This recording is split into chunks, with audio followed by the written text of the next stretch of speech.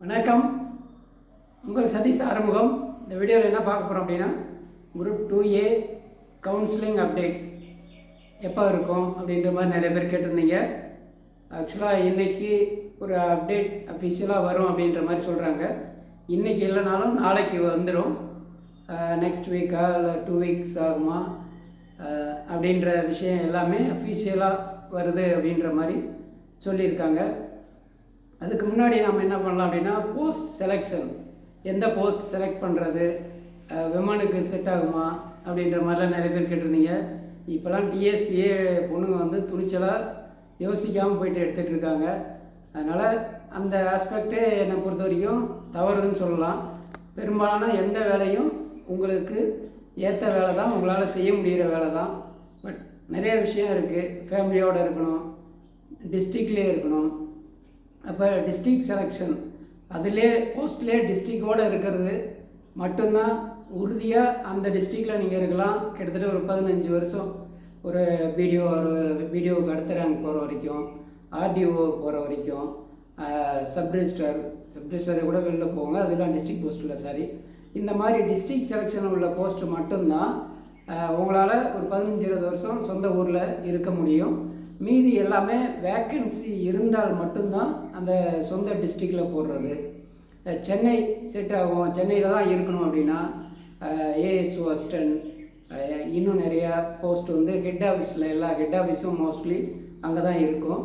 பெரும்பாலும் ஹெட் ஆஃபீஸுக்கு எப்பயுமே ஆட்களை வந்து அவங்களே விரும்பி கூப்பிடுவாங்க. ஏன்னா நிறைய பேர் விரும்ப மாட்டாங்க, வெளியில் போகணும், சொந்த ஊரில் இருக்கணும், அந்த மாதிரி தான் விரும்புவாங்க.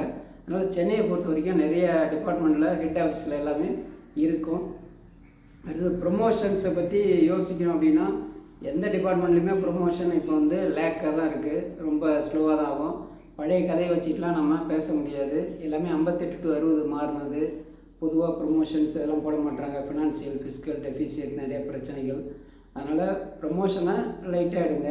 ஒரு 30-35 வயசு தாண்டினவங்க இல்லை அதை தொட்டவங்க, இந்த 30+ இருக்கவங்களாம் இருக்கிறதுல பெஸ்ட்.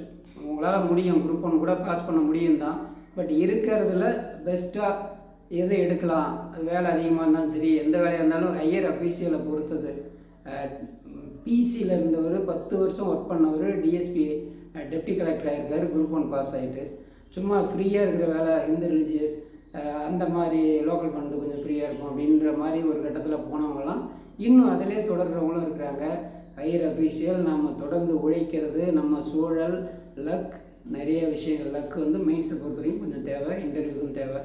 அந்த மாதிரி நிறைய விஷயங்கள் இருக்கிறதால நம்ம இப்போ வந்து நான் எப்படியும் படித்தேன்னா பாஸ் பண்ணுறேன், லைட்டான வேலை கிடைச்சா போதும் அப்படின்ற மாதிரிலாம் நினச்சி முக்கியத்துவமே இல்லாத வேலைகள், இல்லை அதிக மக்களுக்கு சர்வீஸ் பண்ணுற வேலை, இல்லை வெளியில் சொல்லணும்னா தெரியாத மாதிரி வேலைகள், அந்த மாதிரி இதில் இருக்கிறதெல்லாம் அதிக வயசில் இருக்கவங்க முடிவு பண்ண வேணாம். யோசிங்க. நான் உட்பட நிறைய பேர் சொல்லியிருப்பாங்க, நிறைய பேர் பார்த்துருப்போம். அது எல்லாத்தையும் யோசிக்காது. சில பேர் எடுத்தோடனே போய் ரெவன்யூடு ரெஜிஸ்ட்ரேஷன் எடுன்னுவாங்க. அந்த மாதிரி சொல்கிறதையும் நம்ம வேணாம். உங்களுக்கு செட் ஆகுமா, உங்கள் நேச்சர் எப்படி, அந்தந்த வேலையோட தன்மை எப்படி அப்படின்ற பல விஷயங்களை பாருங்கள். கரண்ட் சூழல் என்ன இருக்குதுன்னு பாருங்கள். எதிர்காலம் எப்படி இருக்கும் அந்த விஷயத்தையும் பாருங்கள். நம்ம தனித்தனியாக இன்னும் டீட்டெயிலாக அவங்கள கொஸ்டின்ஸ்லாம் கேளுங்க. நிறைய பேர் கேட்டிருக்கீங்க, டீட்டெயிலாக எந்தெந்த மாதிரி வேலைக்கு போகலாம் அப்படின்றது கவுன்சிலிங்க்கு முன்னாடி டீட்டெயிலாக வீடியோ போடுறோம். ஒவ்வொரு டிபார்ட்மெண்ட்டும் முடிஞ்ச அளவுக்கு பெட்டராக கொடுக்கறதுக்கு முயற்சி செய்வோம். வாழ்த்துக்கள். வெற்றி நமதே, வேலை நமதே, நாளையும் நமதே.